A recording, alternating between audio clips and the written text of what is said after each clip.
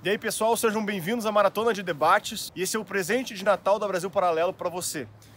Lembrando que durante essa semana você vai ter a última chance de se tornar membro assinante da Brasil Paralelo com 30% de desconto. É um desconto exclusivo para essa semana de debates que encerra nessa sexta-feira. Na plataforma de membros da Brasil Paralelo você pode ter acesso a diversos cursos, entrevistas, documentários, debates como esse que você vai ver durante essa semana. Enfim, uma infinidade de conteúdos e ainda financia Brasil Paralelo para que continue produzindo seus documentários e impactando o Brasil. Aproveita que é o final do ano para a gente começar 2020 com o pé direito e torne-se assinante da Brasil Paralelo. Nos vemos na plataforma de membros e até breve.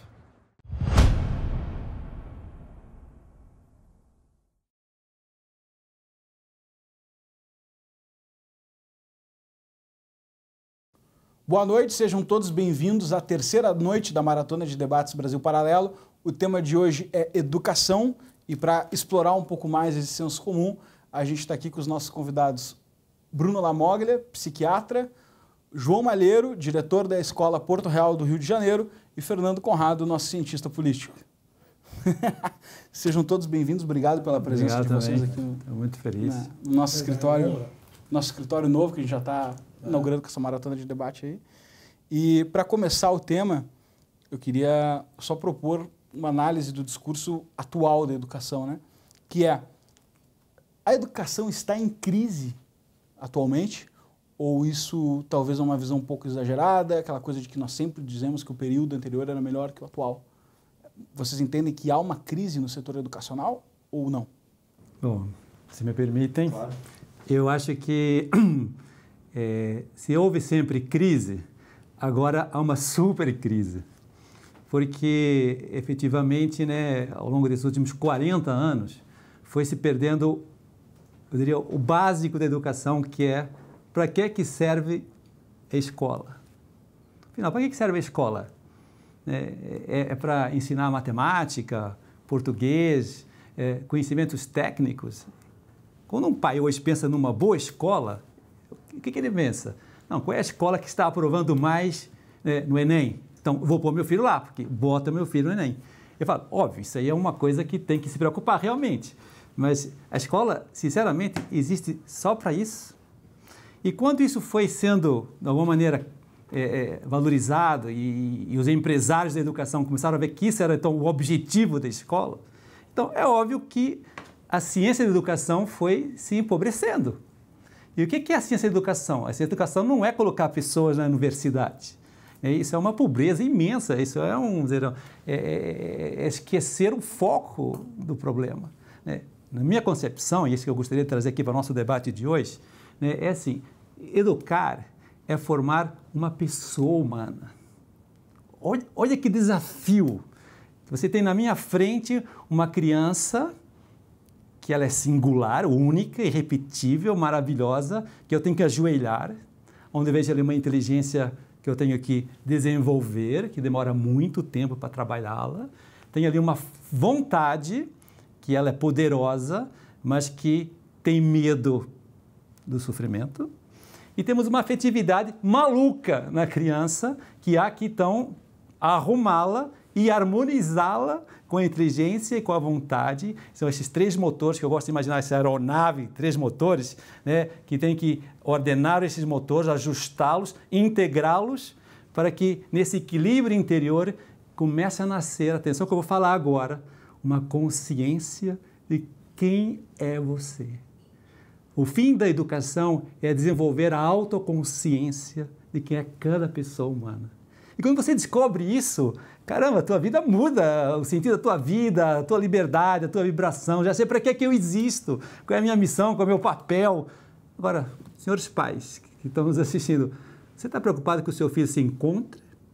Ou que o seu filho passe numa boa faculdade, consiga um bom emprego e você tenha um bom rendimento no futuro quando for vovô? É isso que você está preocupado? Então, eu acho que essa é a crise do momento. Se perdeu o foco. Para que existe a educação? Para que existe a escola? A escola não existe só para formar inteligências soltas para fazerem coisas e ganharem dinheiro no futuro. Isso é muito pouco.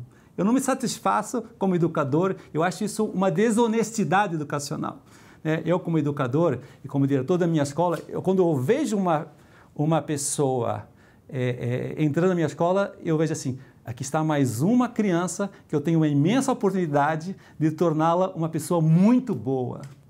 Portanto, uma pessoa que vai se realizar como pessoa ao longo da sua vida, porque ela vai se encontrando aos poucos, como qualquer pessoa humana que vai se encontrando aos poucos. Ninguém se encontra quando tem 7 anos, 9 anos, 11 anos, ela vai se encontrando aos poucos, e vocês mesmo foram se encontrando aqui como um psicólogo, como um cientista, as pessoas vão percebendo isso ao longo da vida. Você acabou de dizer que agora virou um fotógrafo, isso foi uma coisa que nasceu de repente, quer dizer, muito bacana, a pessoa vai se encontrando, então isso é um processo longo. Então a escola existe para a pessoa se encontrar, para ser aquele que é, ou a escola existe para simplesmente criar ali um conhecimento técnico que vai me ajudar a me preparar para um Enem, para um vestibular, seja qual for, e no futuro a pessoa vai ganhar um dinheiro.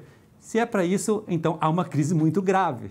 E só para completar, que não podemos deixar de falar isso, obviamente, esse processo de 40 anos, olha quantas gerações já foram por trás desse pensamento. Então, os pais atuais vêm já de umas 3 ou 4 gerações intoxicadas com esse princípio materialista. Não é verdade? A escola está para fornecer empregados, funcionários, empreendedores, empresários, para que ganhem dinheiro. Essa visão materialista que os pais trouxeram e hoje põem nos filhos e vão canalizando cada vez mais, qual é a escola que me dá isso no meu filho? Então, essa visão materialista se perde toda essa visão mais transcendental da vida, que é a base da educação. O que vocês acham? Eu acho a parte engraçada disso aqui, do professor que já tocou de primeiro ponto, essa grande questão da crise da educação, a gente pode remontar aos primórdios, há 2.500 anos atrás, com Aristóteles, Platão e Aristóteles, né? Platão, na sua República, traz isso. A grande resposta para a República é a educação. Tanto que o Aristóteles dizia isso também, tem uma frase muito singular do Aristóteles que ele diz: entrega-me um homem que até os entrega-me uma criança que até os 7 anos te devolverei um homem. Até os 7 anos, olha essa tenridade. Isso. E aí a gente tem o liceu aristotélico e a academia platônica, né?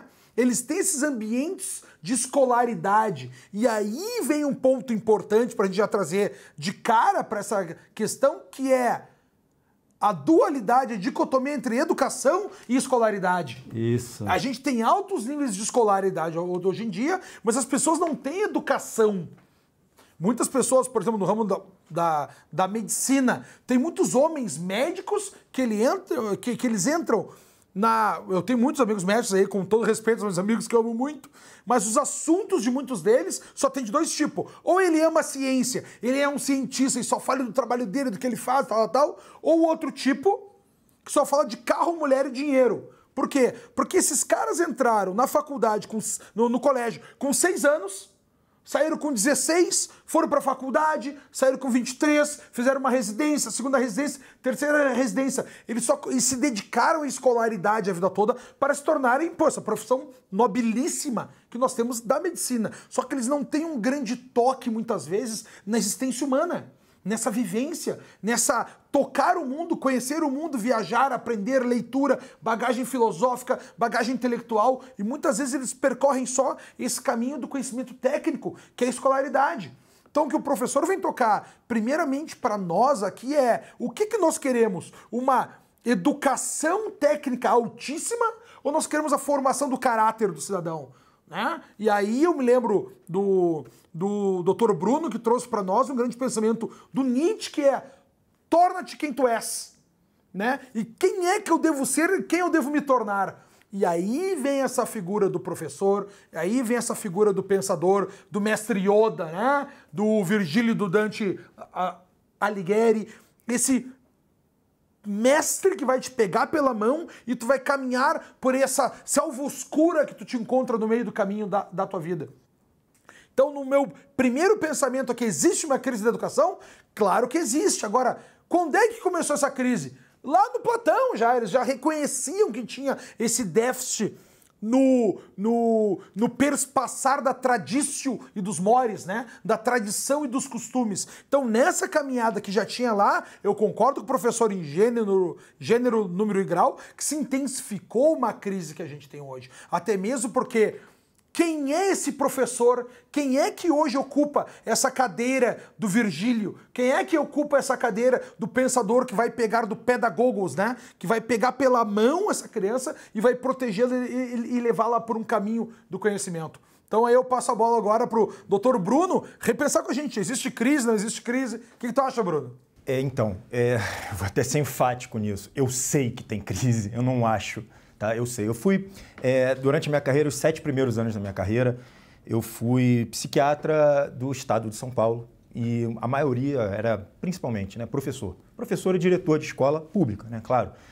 E eu pude ver um aumento, um aumento abissal de número de pacientes que eram professores e estavam adoecidos, seja pelo transtorno de estresse pós-traumático, ou próprio ansiedade generalizada, ou seja, qual for o advento, né? Então, aqueles professores estavam em um ato de resistência, uma resistência absurda que, evidentemente, como a gente até falou, não é algo que é passível, é inerente toda a existência de todos os seres humanos possíveis, né?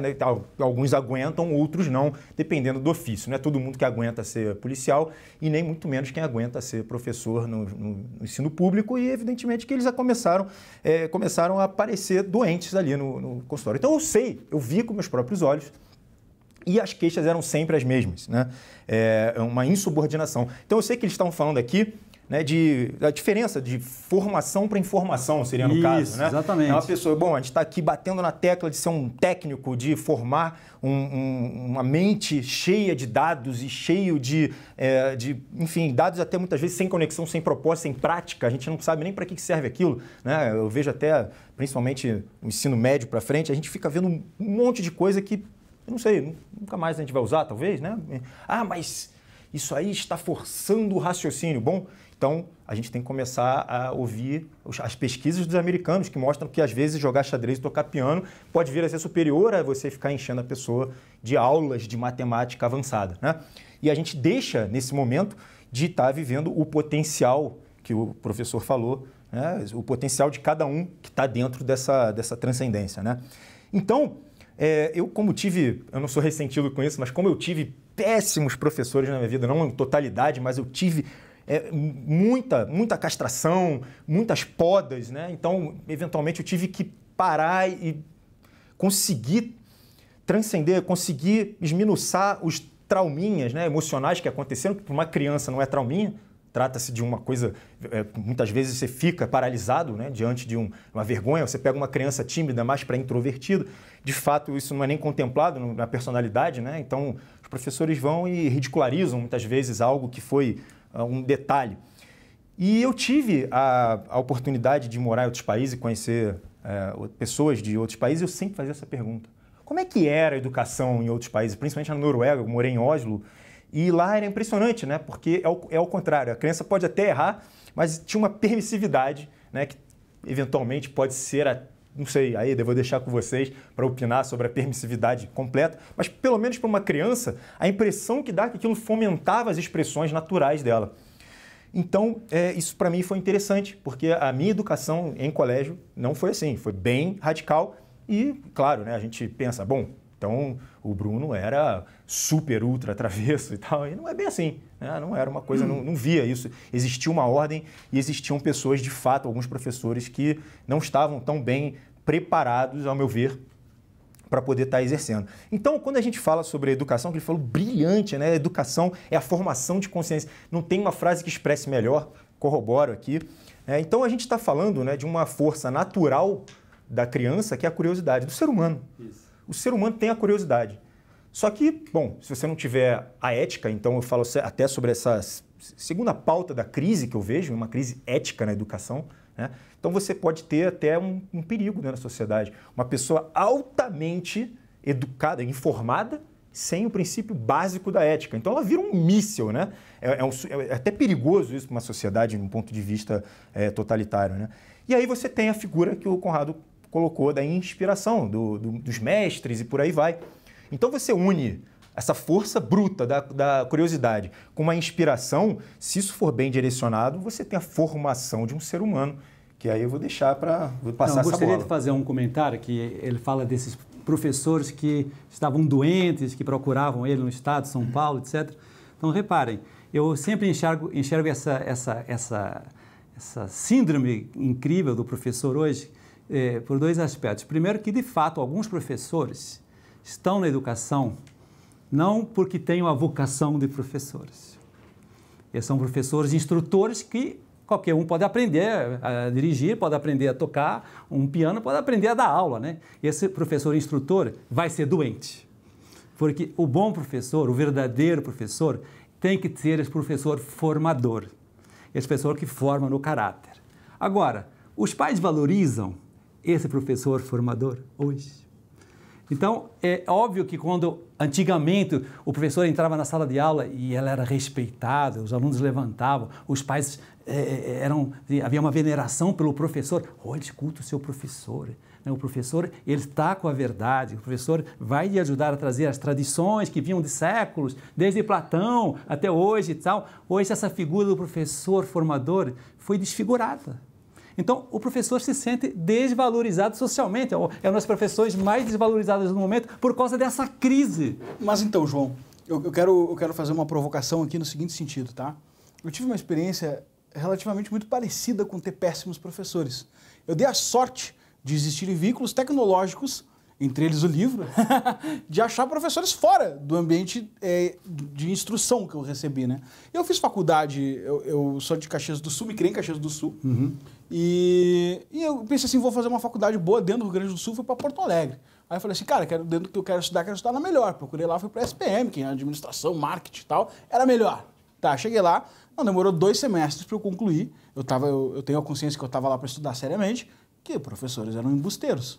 Era essa a conclusão, não era outra. Isso. E aí eu tive a oportunidade de conhecer um cara que não era embusteiro, que era o diretor da instituição. Ele lecionou uma disciplina dentro da faculdade para ter contato com os alunos e sentir. Eu me aproximei dele, consegui um café e falei assim, cara, o que está acontecendo?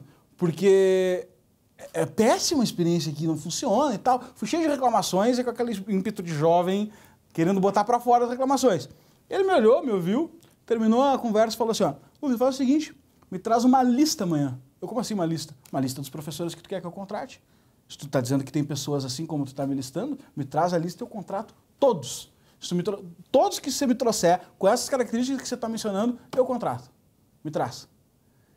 E aí eu volto para o pergunta seguinte, será que a gente não está desvalorizando o professor? Porque, seja pelo sistema de incentivo, aí acho que cabe a conversa aqui de qual o motivo.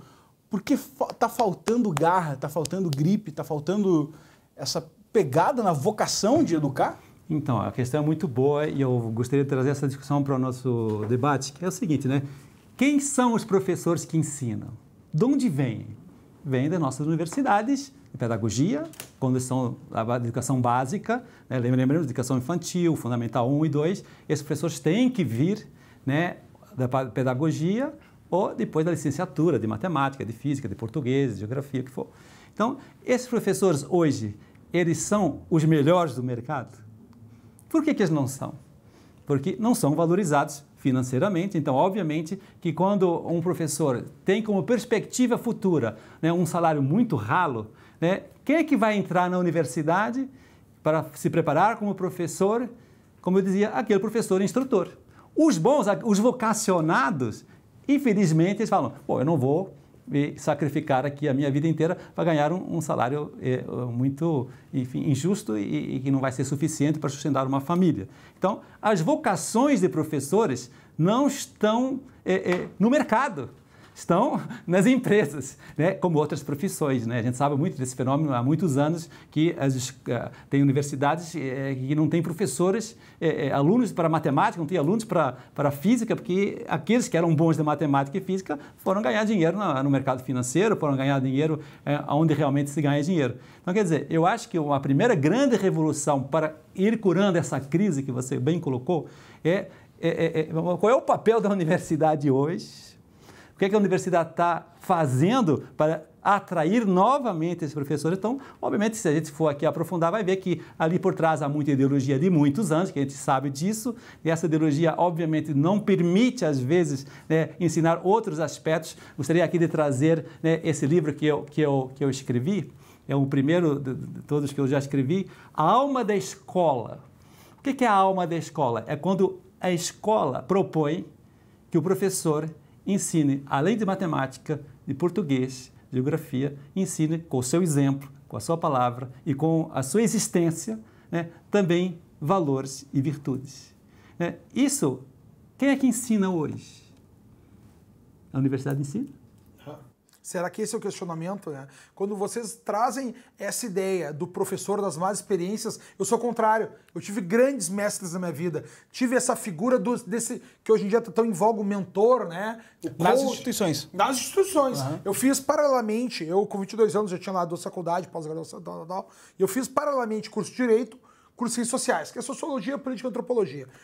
Nessas universidades eu encontrei nas duas, uma privada e uma pública, na URGS, lá do nosso Rio Grande do Sul, eu tive esses professores que foram meus mentores profissionais. Paulo de Tarso Dresch da Silveira, um grande professor, faleceu naquele acidente da TAM quando caiu lá no Rio Grande do Sul. Tive um professor que foi meu mentor intelectual, que era o cara dizer assim, Conrado, vou te falar coisas básicas da vida. O professor Milton Mendes, ele dizia assim, Conrado, não adianta... Professor, como é que se estuda? Cara, não adianta tu ler o Aristóteles.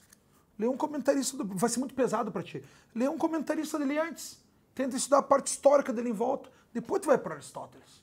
E fora isso, tenta ler na língua original, não vai para tradução.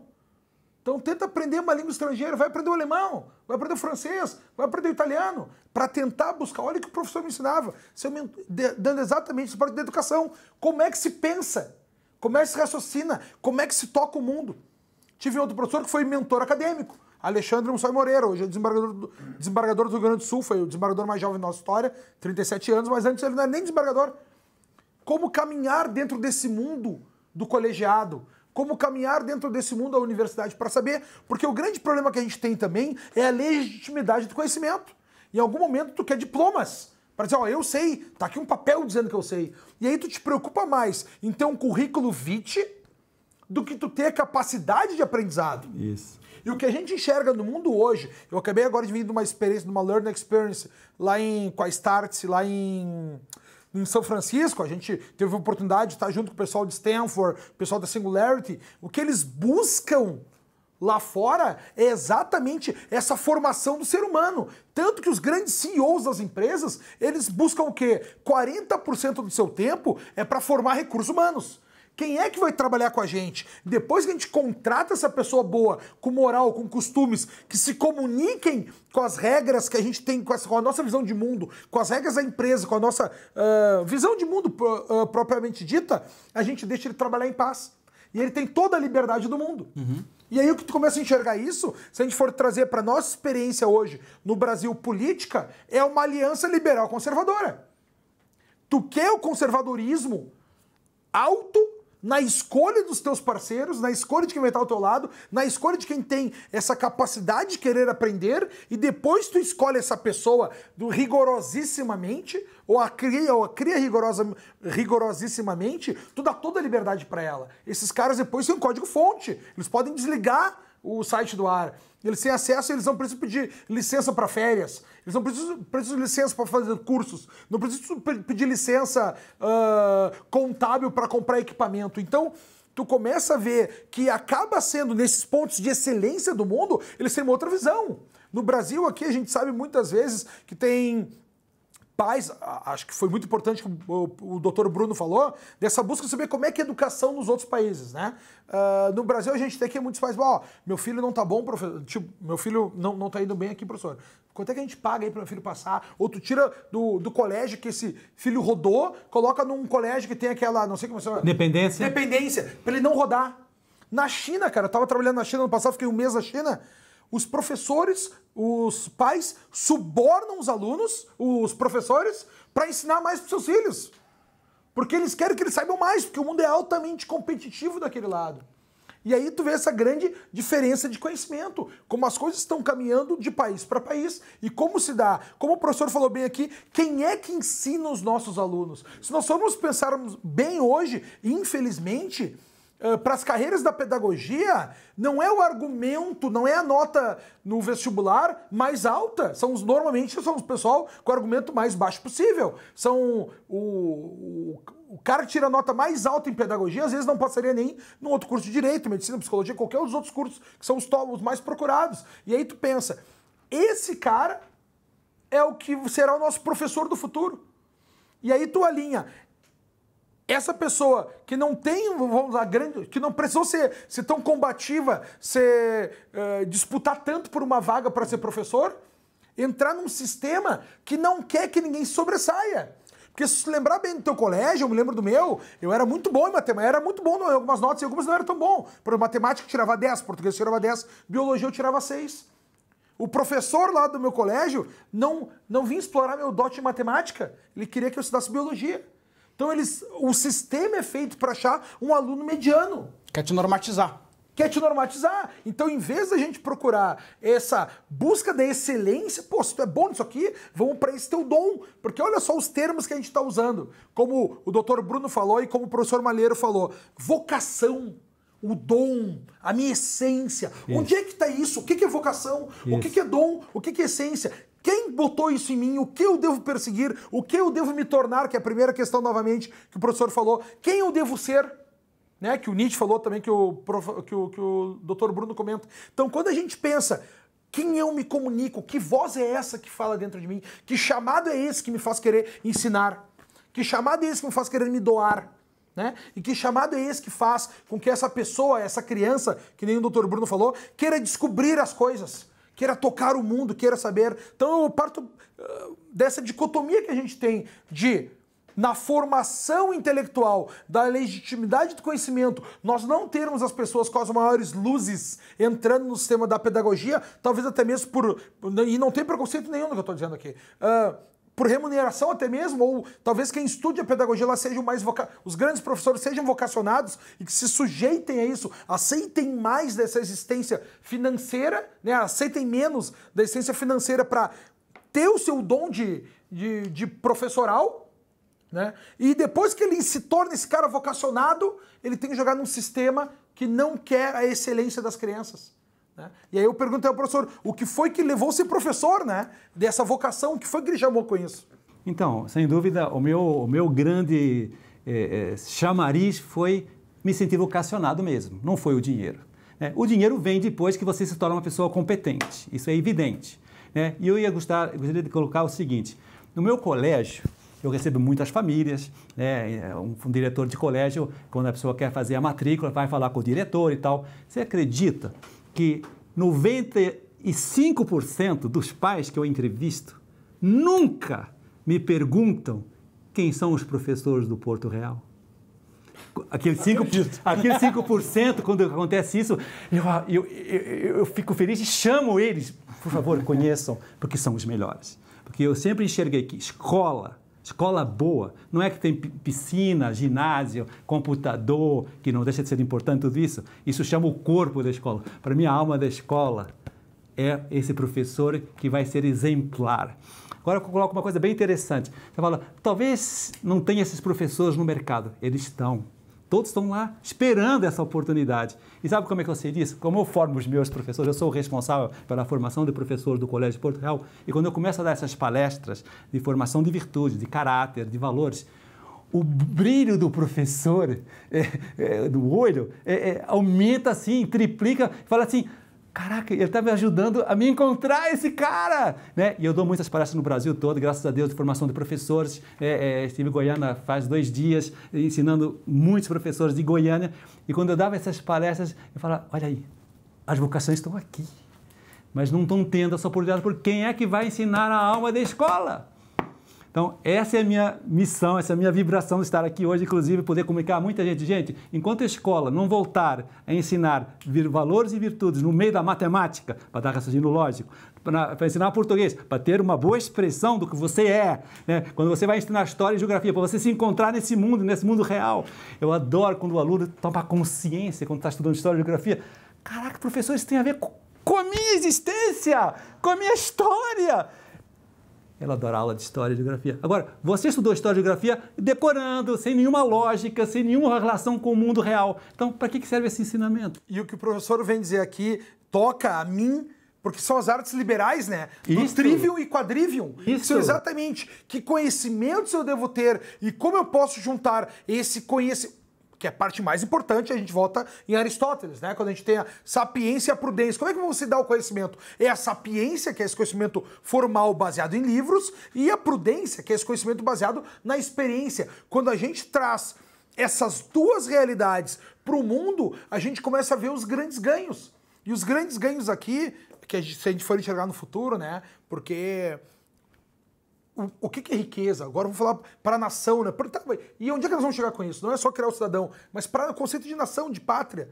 Se a gente tiver riqueza é alguma coisa que tem valor econômico. O que tem valor econômico? Algo que tenha raridade, né? Ou que tem inovação.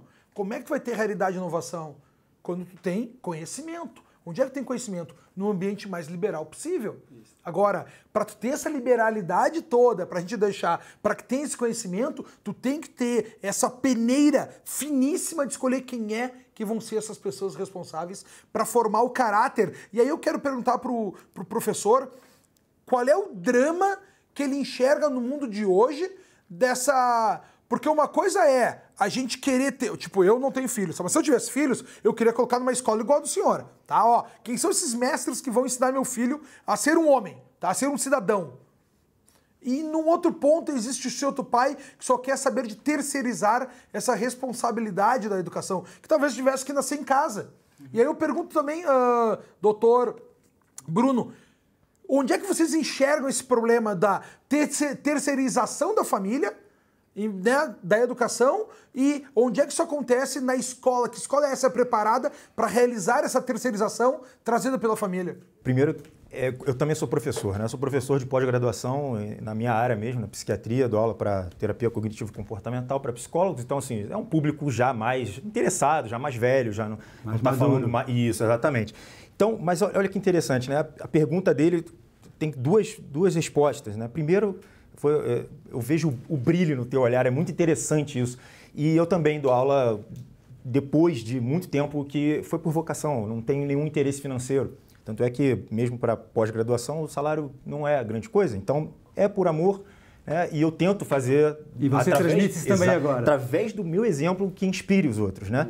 Evidentemente que para uma criança a história é muito mais complicada, porque muitas vezes a criança não tem o interesse. E aí que eu queria responder. Porque a gente vê que o futuro, né, são professores humanos. São professores cada vez mais humanizados. Porque, olha só, com o advento da tecnologia, a parte repetitiva, a parte técnica, ela eventualmente vai ser feita por um robô. Então, cabe, mais uma vez, a formação do humano para saber o que é correto, para onde que vai. Ou seja, ele está se tornando uma pessoa humana, completa, né? Então, acaba que acontece que o professor vai ter que ser cada vez mais humano e menos técnico, a meu ver, né? E a técnica, não é que ela não seja importante, ela vai ser adquirida, mas a gente já está vendo aí.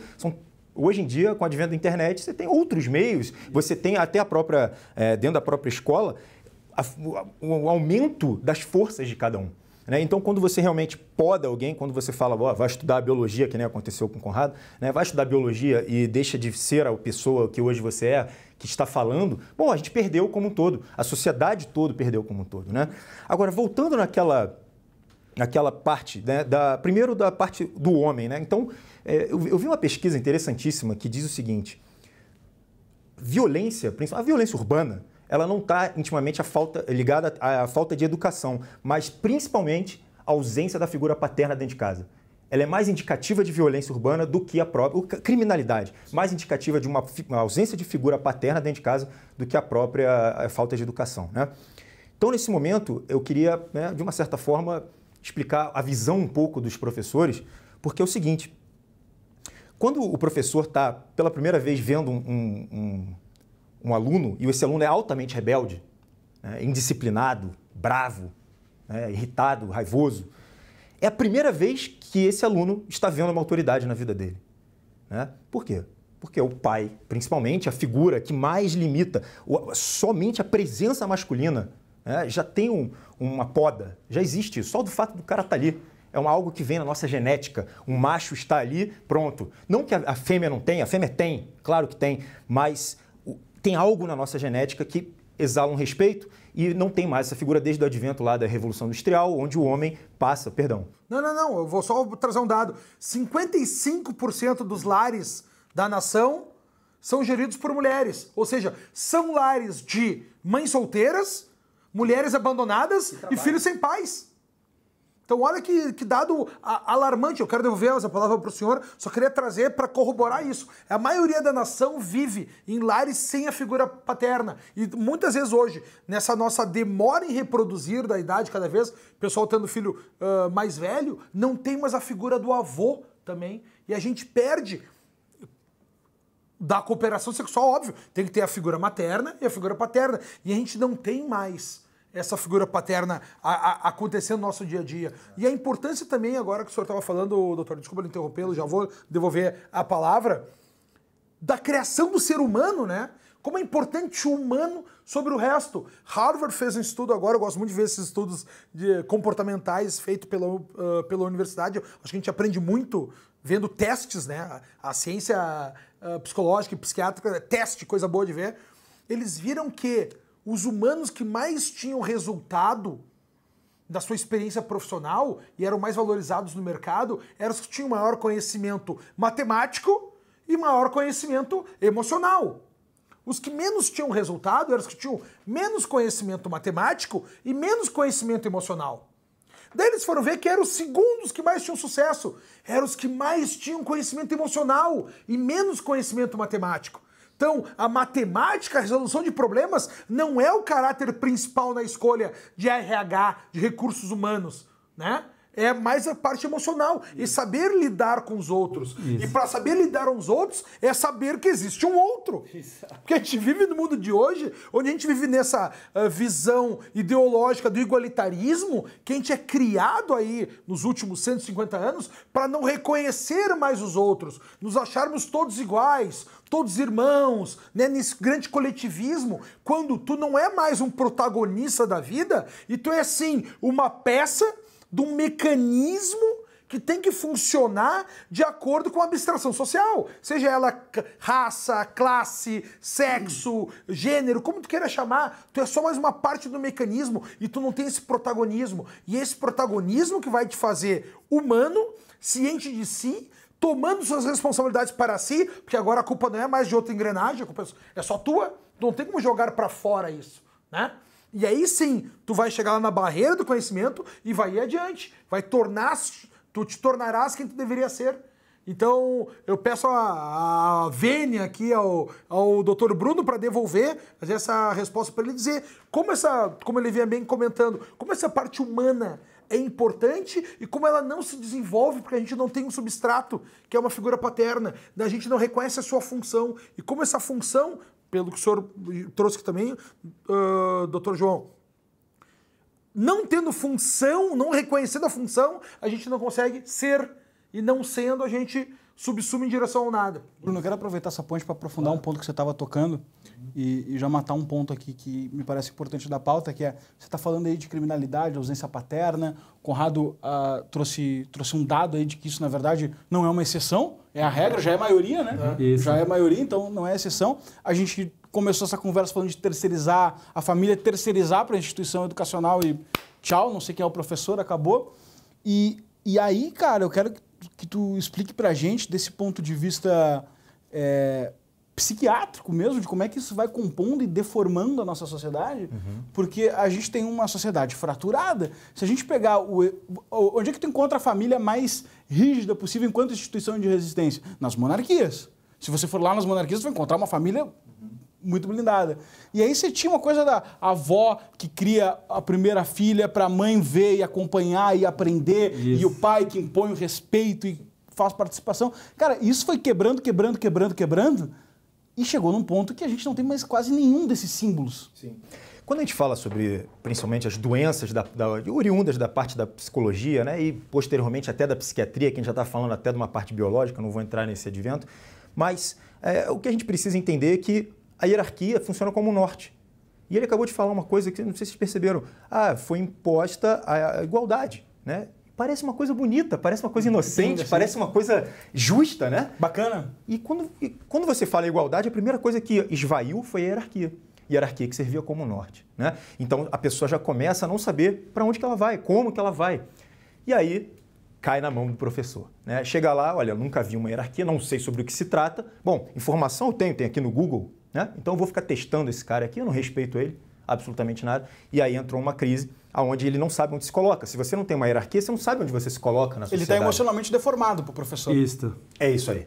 Então, né, quando você fala sobre sociedades altamente hierárquicas e muito corretas e todas ligadas à ética, a gente está falando, sei lá, de um Japão da vida, também pode ser um excesso. Tem que tomar cuidado do neuroticismo, a parte que começa a ficar assim, bom, calma aí, a pessoa também entra num advento de que nada é permitido, né? Então, a pequena falha também pode vir a gerar um tipo de patologia. Quando a gente fala de uma outra crítica, né, social, a gente está falando, primeiro a gente falou também dessa parte da ausência da figura masculina, a parte da hierarquização, a gente falou também da parte do cientificismo. Quando você pega uma criança e você fala, bom, só o que é verdade aqui pra gente, né, só existe uma verdade, que é o vestibular, que é sair dessa escola aqui sabendo as nossas técnicas, né? Você acabou de dar um atestado para essa criança, corrige-me se eu estiver enganado, mas você acabou de dar um atestado dizendo o seguinte, olha, os seus poderes observacionais, né, os seus sentidos, da onde você se integra com o mundo, eles não valem de nada. Só vale, né, o que a ciência realmente comprovou. Então, assim, claro que a ciência, o papel da ciência, o grande papel da ciência é exatamente esse, né? É você provar, é você mostrar que é verdadeiro, né? Mas isso não quer dizer que tudo que a ciência desconheça seja em verdade. É um filtro muito apertado. Exatamente. E a gente precisa montar dentro desse critério da autoestima da criança esse poder observacional, esse poder onde ela se entrosa com o meio ambiente, entre outros 1000 estímulos que a gente possa estar usando, né, inclusive entre eles, e fazer o que o Conrado falou, explorar ao máximo ao que a pessoa tem de bom. Porque quando a gente fala lá, ele mencionou sobre a República de Platão, a gente fala sobre uma sociedade perfeita, onde teoricamente, né, claro que muito difícil de chegar a explorar, cada um tem a sua profissão ligada à sua paixão, ao seu amor, à sua vocação. E nem sempre, a gente sabe que nem sempre isso se aplica, né? A gente chega rapidamente na conclusão de que o professor é desvalorizado, né? E que ele deveria ganhar mais. Mas a gente sabe que também não é tão simples assim, né? Não é quando você paga alguém, não é pela importância, mas sim pela raridade. Então a gente começa a pensar, puxa vida, como é que a gente vai fazer isso, né? E esse é um assunto que eu gostaria de trazer. Bom, o problema está montado, né? A gente tem as críticas, agora como que a gente vai resolver? Eu tenho a solução. E só para finalizar... Fechou, então. Opa! Eu quero falar dela. É uma sugestão, né? Que é uma coisa que eu faço, parece que o senhor fez também, que nem sempre a gente pode chegar e falar, bom, vou valorizar, vou pagar. Mas os primeiros que vão lá formar o ser humano, não quero parecer aqui uma pessoa fria, mas assim, terão de ser certos heróis. Que ele falou, bom, é um certo ato de heroísmo ligado à vocação por amor, onde ele vai retornar o conhecimento, esse amor para inspirar e educar as pessoas. E romper um ciclo vicioso. Exato. Então, eu não acho que deveria esperar a recompensa financeira e fazer um ato heróico mesmo, porque é o que vai retornar, como a gente falou um pouco antes sobre felicidade, aquele retorno do amor, né, à sociedade, o retorno para a caverna para tentar puxar as pessoas ao máximo da luz, né? Perdão, gostaria muito de ouvir a solução. Então, eu gostaria que vocês pensassem o seguinte, também os pais que estão nos assistindo agora, talvez tenham até sentido um pouco culpados. Pô, então eu me ausentei, eu estou me omitindo. Qual é a raiz dessa terceirização? Qual é a raiz? De onde nasceu tudo isso? É bom a gente chegar nessa raiz para compreender um pouco o fenômeno, né? Veja, não vou aqui explicar a raiz do relativismo, mas vocês sabem que estamos numa sociedade relativista, né? Essa certeza do certo e errado, do bem e do mal, hoje, de fato, não existe. Então, o que acontece com os pais hoje? Principalmente com o pai, mas também com a mãe. Medo de educar. Eu não sei educar mais, porque não vem mais com a cultura, como havia antigamente. Os nossos avós nos davam, né, como você dizia, o pai ensinava, a avó ensinava a primeira filha para a mãe e tal. Quando numa sociedade o relativismo vai se impondo, então aqueles valores que eram firmes, ninguém duvidava de nada, então era só seguir um pouco a tradição. Então os pais sentiam-se seguros. Hoje, o que eu mais vejo na escola e nas minhas palestras que eu dou por aí, pais inseguros, pais medrosos, ou pais, enfim, que acham que estão educando bem. porque hoje cada um pode educar do jeito que quiser, não é? Não há mais referências, não há mais critérios, não há mais... As verdades são à la carte. À la carte, então, obviamente, ou tem os pais inseguros, então terceirizam, ou tem os pais, não, eu já estou muito bem, não preciso do seu conselho, ou tem os pais simplesmente omissos e tal. Então, quer dizer, o que nossa escola, percebendo isso, fez? E vocês vão gostar da solução. Senhores pais, vocês têm que vir para a escola. Vocês só aceitamos a matrícula se o pai vem na escola. Fazer o quê? Tutoria. Aprender a ser pai e aprender a ser mãe. Mas o casal é obrigado a ir à escola estudar o filho. Todos os alunos do Colégio de Portugal são estudados pelo professor responsável e pelos pai e mãe. E nessa hora é quando você intervém e fala, senhor pai, o senhor está muito omisso. Seu pai, cadê o braço peludo que o seu filho precisa abraçar? Né? E o pai meio que agradece essa tomada de consciência. O pai quer ajudar. E sabe o que a gente faz no nosso colégio? Aos sábados, que não pertencem ao colégio, nós convidamos os pais, pai, não mãe, a ir passar uma manhã com o seu filho para aprender a ser pai. Então, o Porto Real ensina os pais a serem pais. Porque, na verdade, é isso que eles estão querendo. Eu dou muitas palestras para ir para os pais e eles estão sedentos de formação. Não sabem. Não sabem. Então, quer dizer, a gente não pode também culpar muito essa terceira geração. Chorar, cara. Tem vontade de chorar ouvindo isso. Sabe, a gente não pode, coitados, os pais querem ser ajudados. E quando a gente dá a oportunidade para eles porem a mão na massa, assim como o professor ressuscitava com as minhas palestras, o pai também começa a ressuscitar. Eu fiz um acampamento com os meus alunos, mês passado em Petrópolis, foram um monte de pais, homens, só o pai, com os seus filhos em barracas, uma confusão.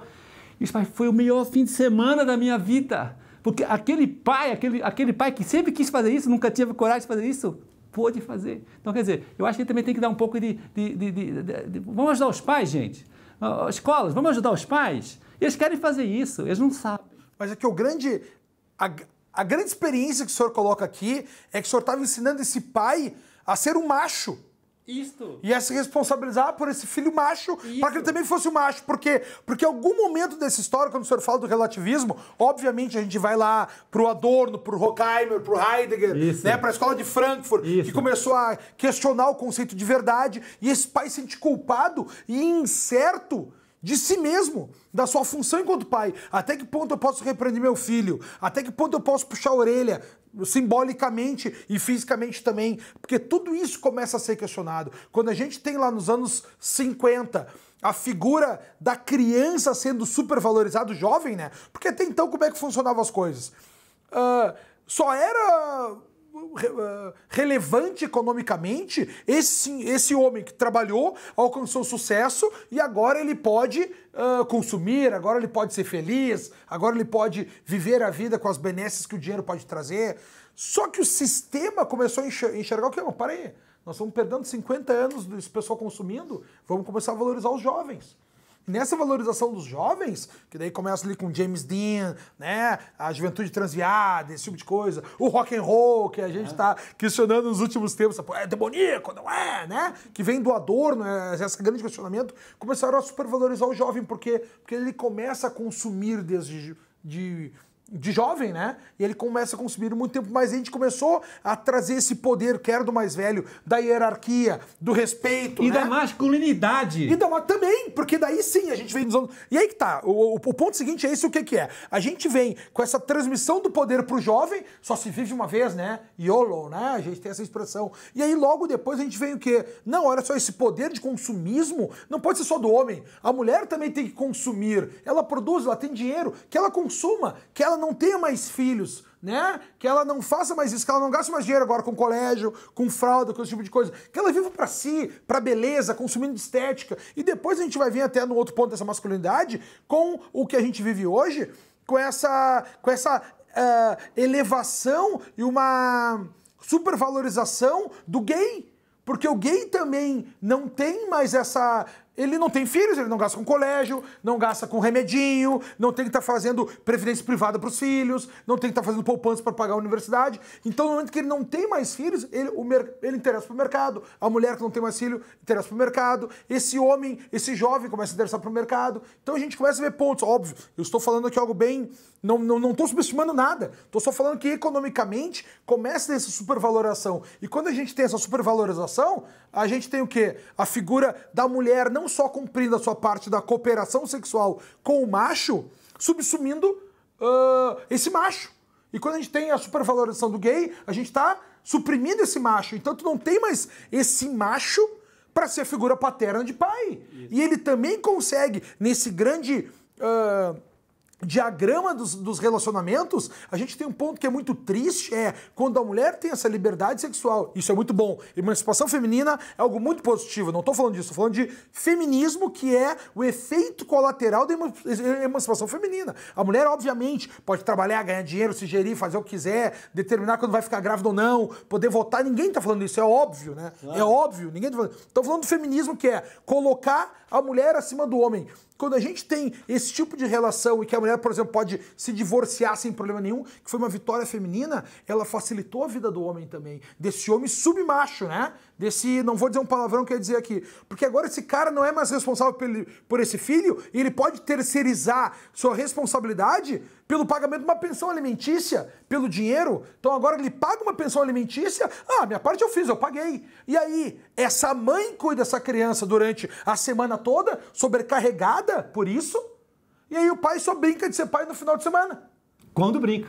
Põe no Facebook, agora não quero saber, quero ir pra festa. E a mãe, essa figura fêmea, sobrecarregada. E foi exatamente para não ser sobrecarregada pela cria que a mulher, lá no tempo das cavernas, 300 mil anos atrás, ela se submeteu ao macho, porque a mulher que copulava com esse macho de temperamento mais alfa e era abandonada, porque esse cara tinha comportamento alfa, ele era desapegado da fêmea, ele não estava nem aí, ele estava espalhando a semente com o maior número de fêmeas possíveis. Então isso aí que eu estou te falando é ciência. Essas foram encontrados diversos cadáveres das fêmeas jovens com os bebês do lado, ou jovens com o bebê dentro delas, porque elas tinham mais risco de morte durante a gravidez. Então, nesse ponto, a gente voltou no mundo de hoje para aquilo que a gente vivia na savana africana 300 mil anos atrás, e é completamente inaceitável, porque a construção do processo civilizatório veio exatamente dessa cooperação sexual, da figura feminina somada à figura paterna, e a gente tivesse filhos melhores. Por isso que eu discuto sempre, quando eu falo sobre isso, eu penso na valorização do ser humano, da gente encontrar quem a gente é, para saber o nosso valor, para encontrar parceiros com também esse alto valor, de modo que eles possam se integrar e ter uma prole melhor. Essa deveria ser o caminho, e não esse grande relativismo de como esse sistema deve ser construído. Nós, seres humanos, queiramos, quer não, só chegamos nesse ponto de evolução porque a gente conseguiu conviver em civilização, a gente conseguiu conviver em sociedade. Existiram outros tipos, mas acabaram. Isso é darwinismo, né? Não, mas tá falando darwinismo social? Porque é uma coisa lógica. Então a gente tem que pensar bem como a gente se perdeu a sociedade e como essa inversão de valores que se coloca, inversão de figuras, deve... Eu acredito que da grande crise que o senhor falou da educação, a nossa geração está praticamente perdida, mas vamos tentar recompor alguma coisa disso aqui, com essa visão, vou dizer aqui conservador, mas eu não gosto desse nome porque não é muito, como é que eu vou dizer, não é muito, o marketing não é bom, né? Ninguém quer ser conservador. Clássico. Eu quero ser clássico, cara, eu sou um clássico, né? Porque todo mundo quer ser um revolucionário, né? Tu quer ser o quê? Conservador ou progressista? O nome eu quero ser progressista, né? Mas ninguém quer conservar, então eu ser um clássico. E não é à toa que a gente falou aqui dessas artes liberais, desse conhecimento clássico lá do início, e quando fala classicismo, tu volta para Aristóteles e para o Platão. Então eu quero saber também do senhor, professor, como o senhor colocou essa solução, essa busca da masculinidade dos pais, que foi o que me impressionou. Como é que a gente faz para ter melhores alunos, melhor educação? A gente busca a masculinidade dos pais. Primeira vez que eu falo disso. O nosso colégio aqui, aproveita até para a gente descobriu, fazendo vários estudos científicos em vários países. Você vai ver na Inglaterra, nos Estados Unidos atualmente, na Europa, Espanha, Portugal. Quais são as melhores escolas dos países? Os que separam meninos das meninas, como era antigamente, mas de forma errada.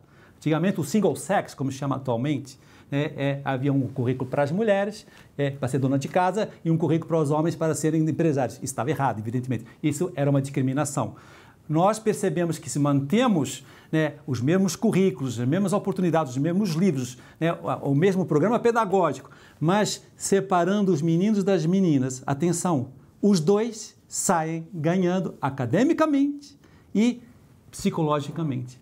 E nós percebemos lá no nosso colégio que os meninos agora têm professores homens, a partir do Fundamental 1, primeiro ano, que nenhuma escola do Brasil tem. Todas são mulheres. Então, imagina um menino que até os 11 anos de idade, ele só vê mulher na escola o dia inteiro, o pai só chega à noite quando vê, ou no fim de semana. Então, o garoto só tem contato com mulheres. Que incrível isso, cara. Até os 11 anos. Isso não vai trazer uma pouca masculinidade, gente? O que está acontecendo com essa sociedade de hoje? Que está com 11 anos dizendo que todo mundo é bi agora? Isso não está alguma coisa estranha? Então, a gente está ensinando que o Porto Real é uma escola de meninos, quando é a unidade masculina, que ensina a ser menino. Porque 70%, atenção para esse dado científico, 70% da masculinidade vem com a formação dos pais, e principalmente do pai.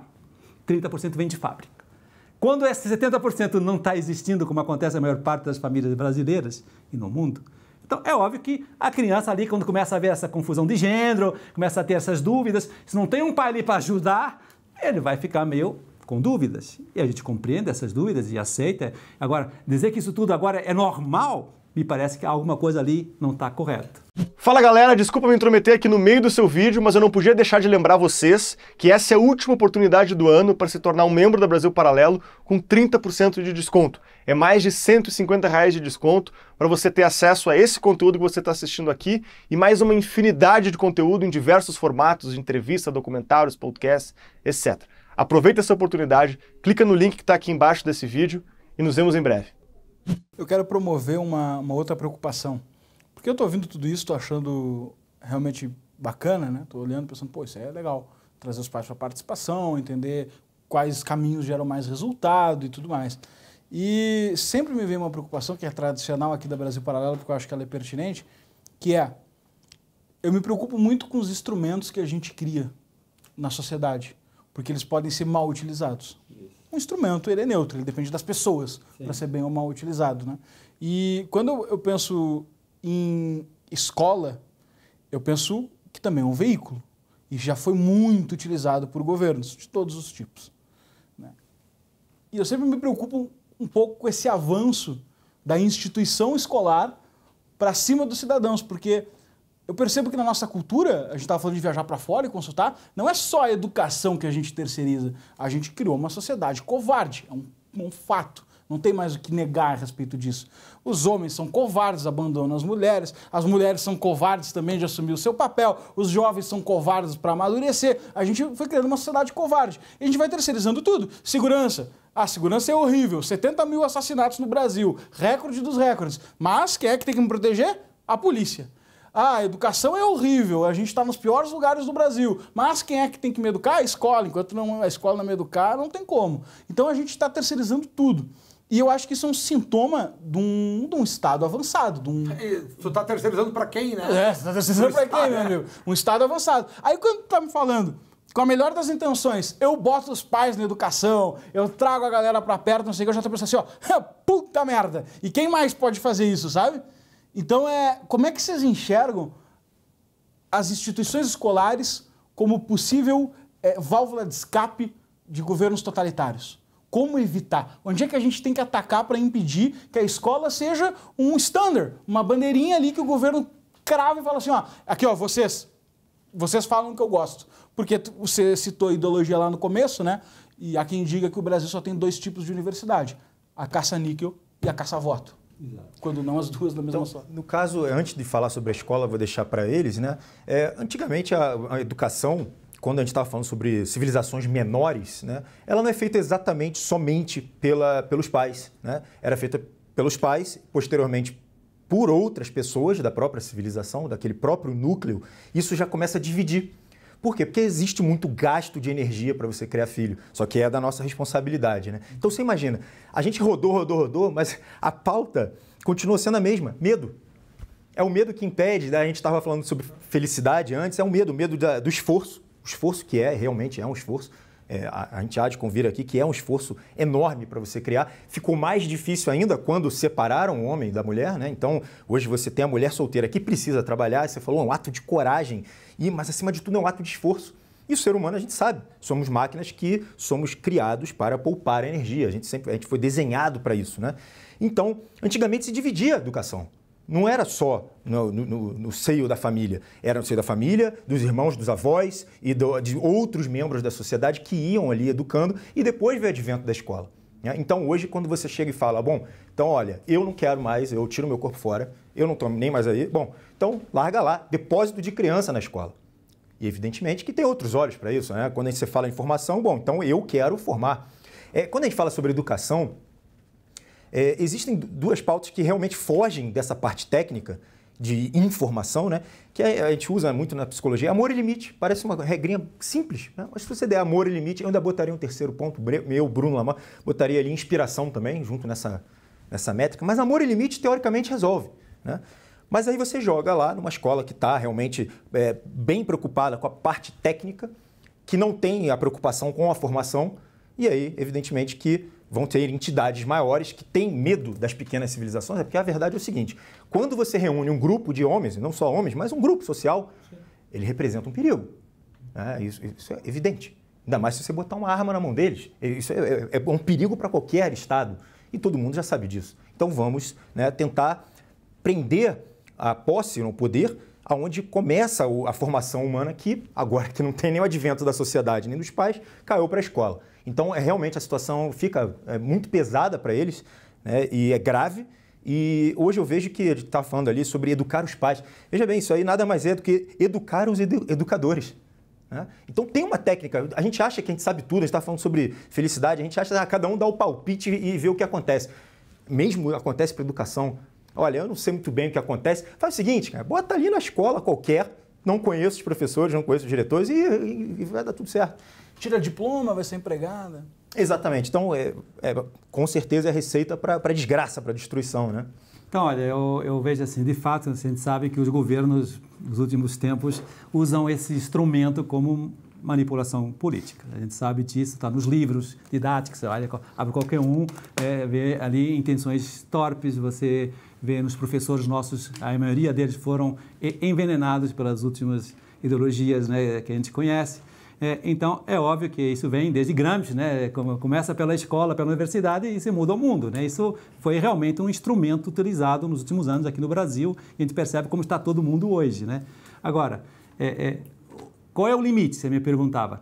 O limite é os pais mesmo tomarem consciência que eles são os principais responsáveis pela educação dos seus filhos. Isso é um direito que está na Constituição, não pode ser tirado em hipótese alguma e que há que ser defendido realmente. Então, a educação obrigatória não fere isso de alguma forma? Não, veja, eu acho que educação obrigatória é dizer assim, o pai é o responsável por formar bem o filho, isso é a educação obrigatória. Agora, que o governo seja obrigado a pôr todo mundo lá dentro, isso está errado. Então, educação obrigatória é dizer, todo pai tem que educar o filho, isso está certo. Não, agora, que seja a escola um instrumento para fazer isso, está errado. Está claro? Então, tem hoje homeschooling, uma coisa que está crescendo e o nosso governo está apoiando, e eu sou totalmente favorável.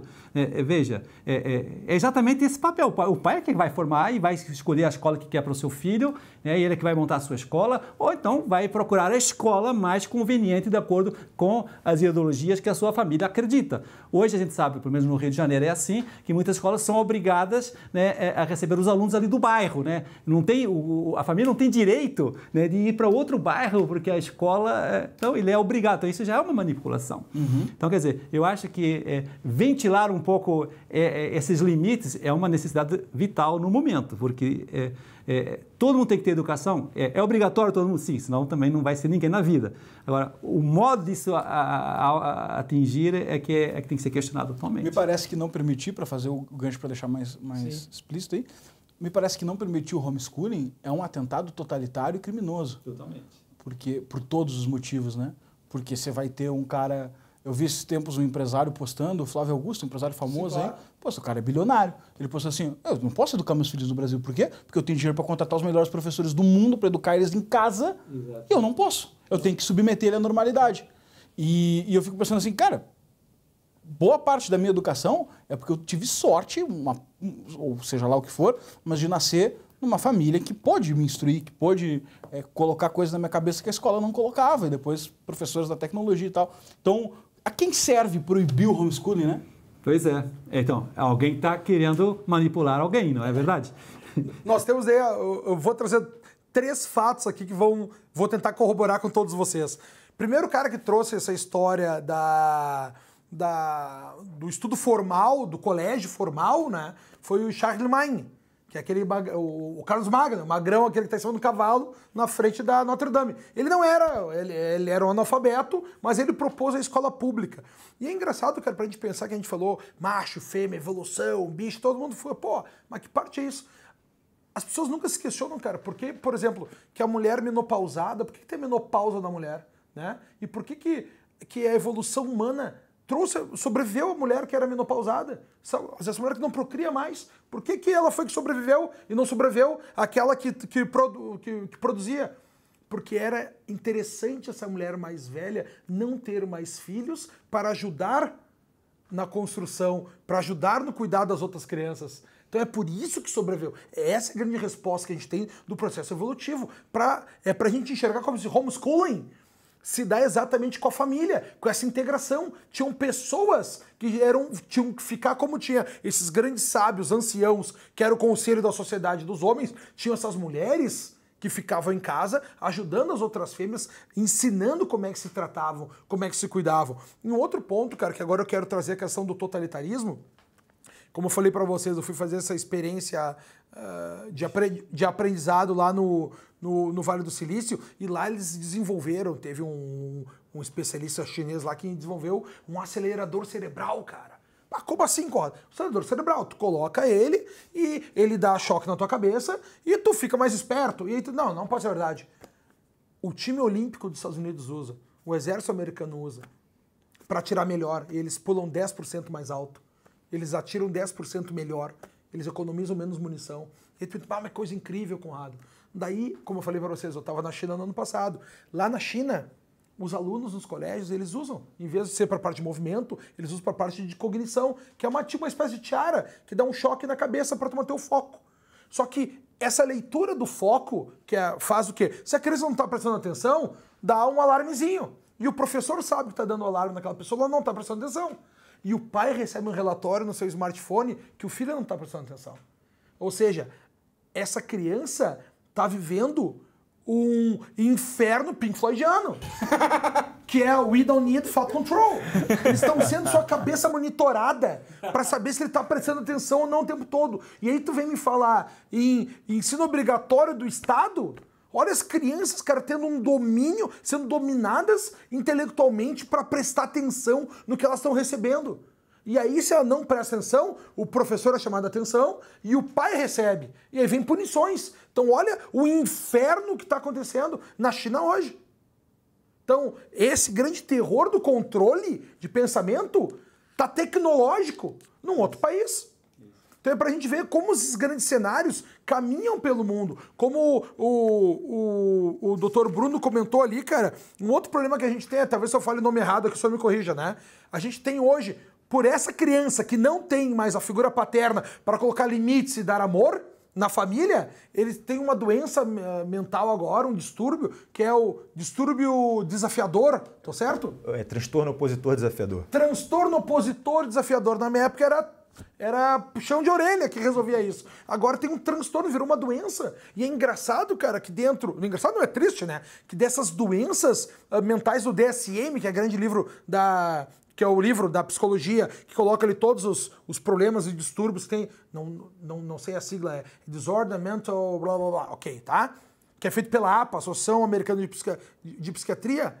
Na China é um outro DSM.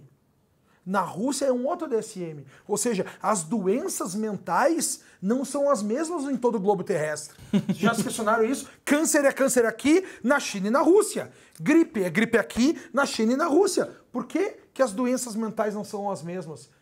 É essa sociedade que tem doenças diferentes, essas criações que criaram doenças diferentes, que mundo a gente está vivendo por conta dos distúrbios da sociedade.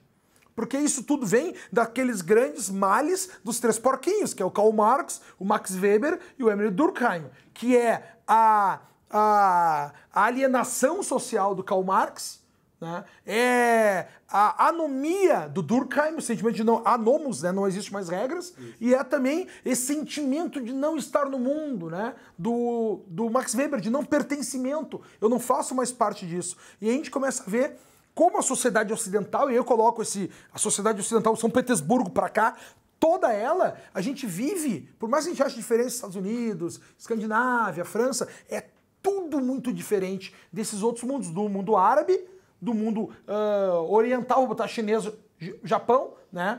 E vou colocar o mundo russo, essa eslavo, vamos colocar assim. Então olha como essa grande crise de educação é advinda de problemas sociais, dessa grande mentalidade da relativização.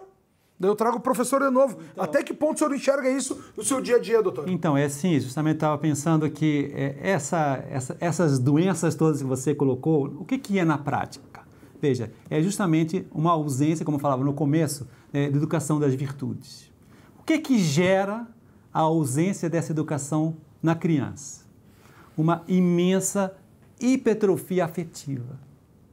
A criança hoje está numa bolha protegida pela mãe, pelo pai, quando está presente, né? E ela cresce numa afetividade muito desordenada que leva à seguinte máxima: não sofra, não tenha sacrifícios, não se esforce, porque senão ela vai deprimir, porque ela vai ficar traumatizada. E isso está nos pais hoje. Eu vejo nos meus pais... Não dá palmada que é trauma. Não dá que é trauma. Então, uma criança que não teve essa educação da virtude, qual é a consequência grave que está havendo hoje na educação? É uma crise afetiva. A criança não sabe mais gostar daquilo que deveria gostar, né? E fica só gostando do que é algodão doce, do que é sem valor, do que é enganação. Isso paga uma conta muito grande. Primeiro, quando é criança, porque hoje eu vejo crianças que quando começa a haver uma puxada lá na matéria, a gente começa a exigir, né? Ela começa a fugir, ela começa a brincar na sala de aula com a caneta, com a borracha, ela não quer, porque não tem capacidade de aprender. Hoje, o grande problema da educação, atenção, por favor, atentos, a criança hoje ou não quer aprender, ou quando quer, ela não tem capacidade, porque existe esforço, existe sacrifício, existe uma educação afetiva desde que tem 1 ano de idade. Tem que ter a hora para mamar, tem que depois arrumar os brinquedos com 2, tem que comer chuchu com 3, tem que fazer a cama com 4, tem que ajudar na cozinha com 5. Isso quem faz de forma habitual, de forma rotineira, a criança vai ganhando ali um torque interior.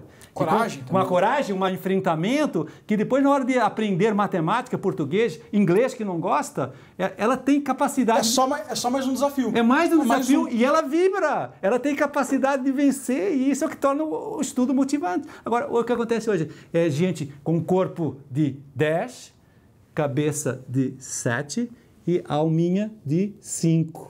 É o que temos hoje nas salas de aula.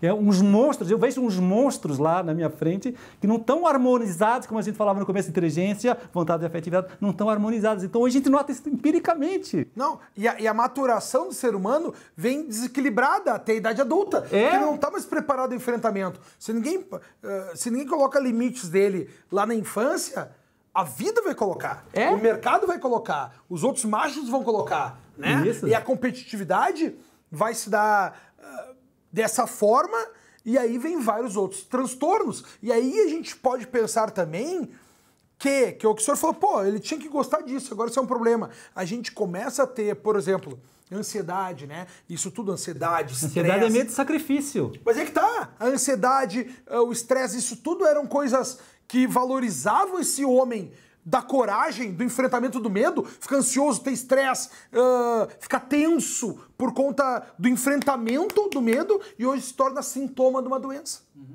Hoje, a ansiedade é um sintoma, temos que tomar um remédio. A tensão é um sintoma, temos que tomar um remédio. O sofrimento é um problema, temos que tomar um remédio. Então tudo se torna uma medicação, uma interação medicamentosa que acaba não deixando mais que esse ser humano enfrente a morte. Porque esse grande ponto que a gente está tendo aqui, a gente volta para uma questão anterior, como o Dr. Bruno falou, do medo, da coragem e do medo. Isso. Né? Por falta de educação afetiva. Bruno, eu queria passar a conversa contigo, porque quando o professor Malheiro estava falando dessa questão, né, eu lembrei de uma conversa que eu tive, que foi quase que um red pill assim, na minha vida, que eu tive com o Luiz Felipe de Orleans Bragança, capaz de estar nos assistindo aí, que ele falou o seguinte: Lucas, já te deu conta a idade dos agentes históricos do passado? Yeah. E eu falei assim, como assim? Ele falou assim, ó, Dom Pedro fez a independência antes dos 25. Pedro Álvares Cabral pegou uma caravela e atravessou o oceano com 18. E ele foi me dando idades de agentes históricos e eu fui me dando conta, assim, ele falou assim, por que a gente está tão para trás? Um dos adventos é que, de fato, a gente vive mais também, né? Então, quando você posterga a vida, você também deixa de enfrentar a morte. Então, mas o ponto dele era maturidade. A infantilização, Claro, o trauma, a classe da criança que a gente tem que deixar na bolha, na protegida. E aí eu queria ouvir de ti, assim, como é que tu está enxergando isso, seja no escritório, na atividade de estudo, na vida e tal? São estudos assim, altamente complexos isso, né? Primeiro porque a vida está ficando cada vez mais fácil. Isso envolve cada vez menos sofrimento, menos esforço. Bom, antigamente, sei lá, você quer comer, bom, tudo bem, você tem que caçar, meu amigo, você vai ter que se, né? Enfim, hoje é iFood, você aperta 2 botões e a criança sabe disso, né? Então, acabou, você não olha mais aqueles esforços grandes, então você começa a assimilar toda a vida a uma certa facilidade. Só que dentro das relações humanas, que também estão em crise, né? Porque agora você se comunica por computadores e telas, né, em geral, você também acaba perdendo essa interação, que também existe um esforço. É muito diferente eu chegar na internet e sair falando e xingar todo mundo e começar. É diferente de eu chegar aqui na frente de vocês, olhando olho no olho. Existe uma posição que me intimida de uma certa forma. Então, essas interações, né, a facilidade, a idade mais avançada. Agora, não tem como a gente fugir da pauta que existe uma crise de maturidade, né? A gente sempre entra nisso, é um medo do esforço. Então, a gente começa a entender, fazer críticas, inclusive, do aumento das populações, porque você pega, o Conrado fala muito sobre isso, né, sobre os animais, e a nossa mente primitiva. Os macacos, eles não toleram grupos tão grandes. É grupinho. Mais do que isso, vai entrando uma dificuldade e a coisa começa a ficar cada vez mais complexa, né? E ele falou também dessa parte de se tornar patológico. Bom, aí a gente tem que puxar um pouquinho para defender aqui a psiquiatria, que é o seguinte. A psiquiatria tem um esforço enorme, porque ela transcende, ela passa um pouco para o campo da sociologia, filosofia, da psicologia, né? E ela tenta com grande ardor e consegue, muitas vezes, né, provar que tem de fato a doença. Mas isso não invalida de fato as doenças reacionárias, ou seja, são doenças que foram reação de uma sociedade que encontra, em uma certa forma, desequilibrada, de uma forma patológica, né?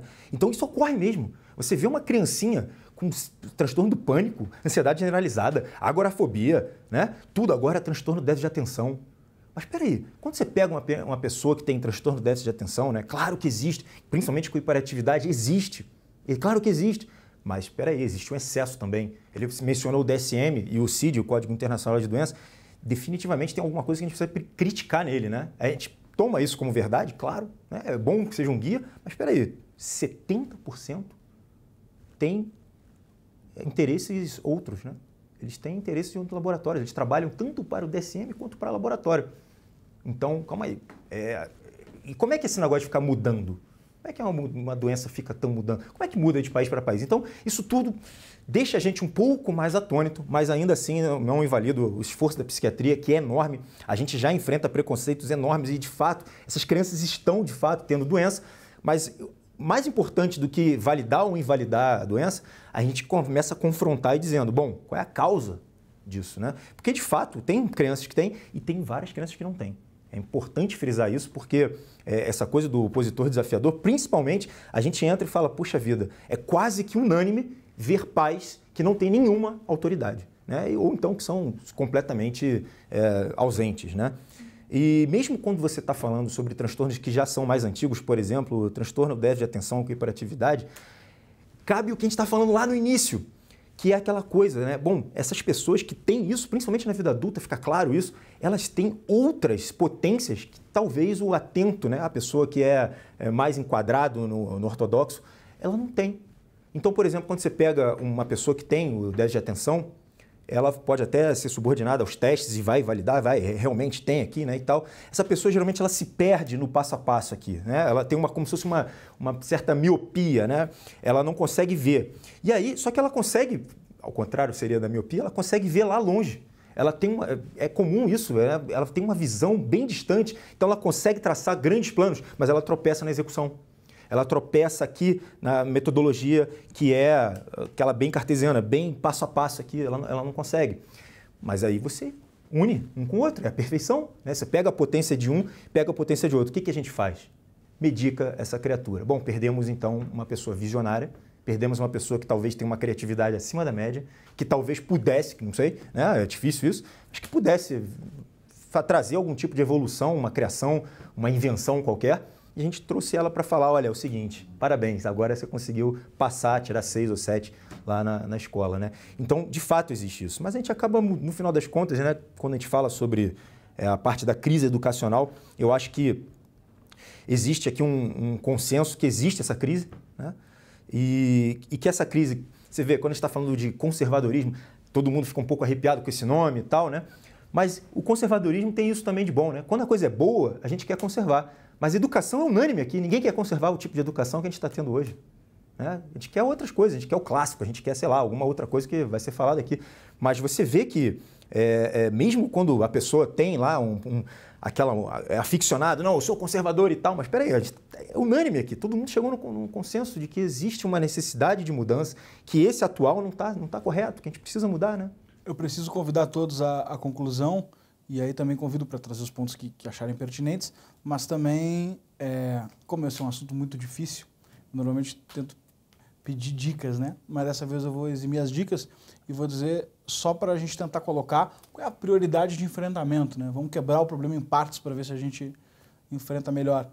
Qual é a prioridade de enfrentamento e façam a conclusão também com todos os comentários que vocês acharem pertinentes. A conclusão que eu vou fazer aqui, do meu ponto de vista, fecha exatamente com o que o Bruno acabou de falar. A gente não está satisfeito com o que a gente tem, talvez a gente não tenha essa acuidade visual de enxergar lá o futuro, né? Mas a gente, por via negativa, sabe que a gente não quer. Né? Eu não sei o que eu quero, mas eu sei o que eu não quero, o que eu estou desgostoso. E muitas vezes, para que nós construamos o futuro, nós temos que conseguir primeiramente enxergá-lo. E eu acho que essa conversa que a gente está tendo aqui, de trazer especialistas da área da psiquiatria, da área da política, da área da educação, e pensar, o que a gente não quer, é o primeiro passo para a gente começar a tocar esse mundo e saber para que caminhos nós temos que levar. Eu acho que o Dr. Malheiro trouxe para nós hoje, a gente tem... eu sou muito displicente. A gente tem uma experiência diferente lá no Rio de Janeiro. A gente tem uma escola voltando para um tradicionalismo. A gente tem a elevação da figura paterna, a elevação da masculinidade, trazendo o pai à responsabilidade e valorizando o professor nessa escolha. E eu retorno para aquele ponto que eu falei aqui no início, a valorização desse recurso humano, trabalhar para achar esse recurso humano que se comunique com os meus valores e com a minha tradição e com a minha moral, e depois disso dar liberdade toda a ele para que ele consiga desenvolver o conhecimento, que é o que vai nos gerar inovação e raridade, valor econômico e riqueza. E aí sim nós vamos sair de uma nação pobre, fechada, em termos da liberalidade para construir o conhecimento, e vamos sim ficar uma nação mais rica e mais... estável, próspera. Pujante, né? Pujante. Eu gostaria de concluir como eu comecei. O conceito de pessoa humana foi esquecido na educação nos últimos 80 anos. Então, os pais hoje não conseguem olhar para o filho e ver nele uma pessoa. Veem nele uma posse, uma coisa, como dizia o Bruno, então vai ser meu, eu vou fazer com que ele então não sofra nada, eu vou querer o filho para mim o máximo de anos possível. Então essa imaturidade tem um pouco de culpa da mãe possessiva que quer o filho para si.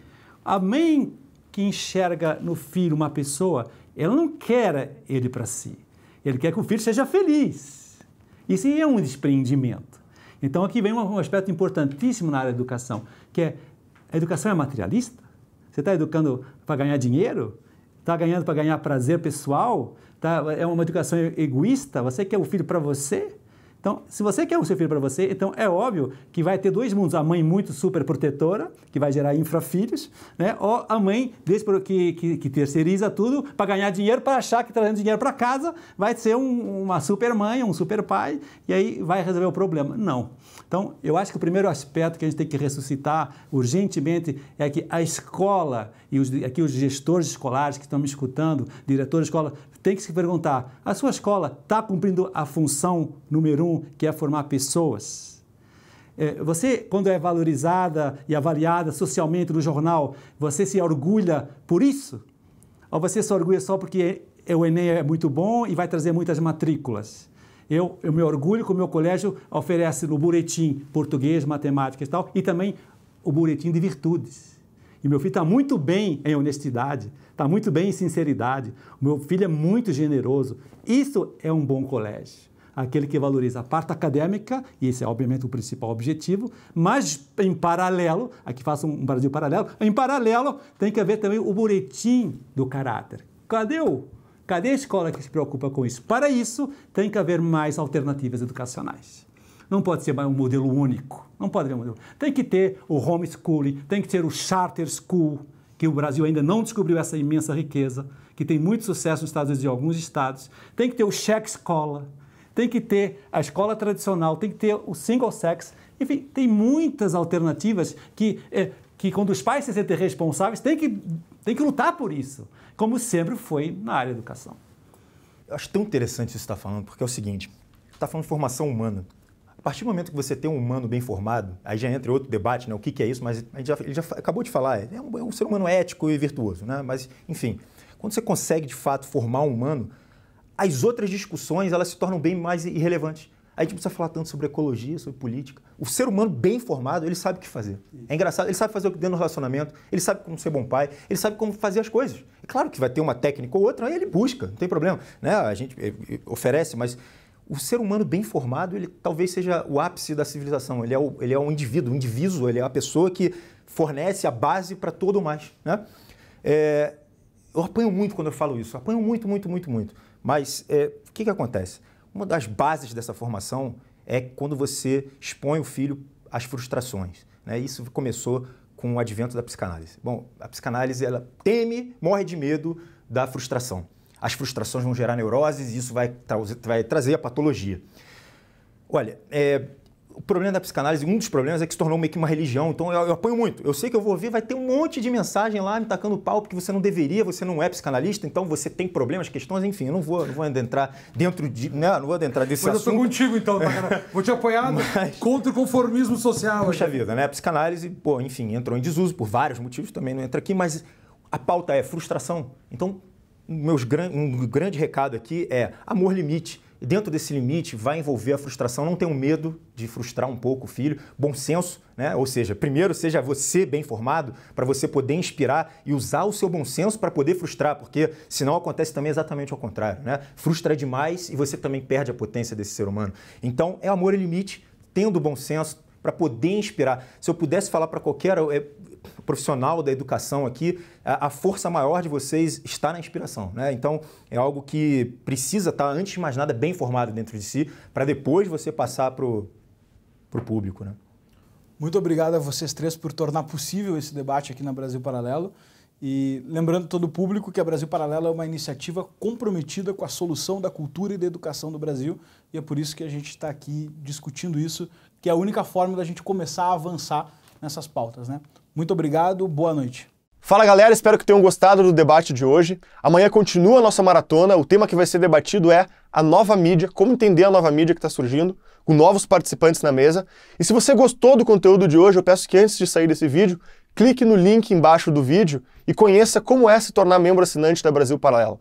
Essa é a última chance do ano para você se tornar membro com 30% de desconto. É mais de R$150 de desconto num ambiente onde você vai encontrar conteúdos como esse que você assistiu e muitos outros, documentários, podcasts, cursos, entrevistas, enfim, é uma infinidade de conteúdo para acompanhar a sua vida, aproveitando que está no final do ano agora para a gente começar o ano com o pé direito. Torne-se membro da Brasil Paralelo, aproveite essa oportunidade e financie novas produções gratuitas da Brasil Paralelo que impactam milhões de brasileiros. Esse trabalho precisa continuar e conta com seu apoio para isso. Nos vemos amanhã no debate e até breve.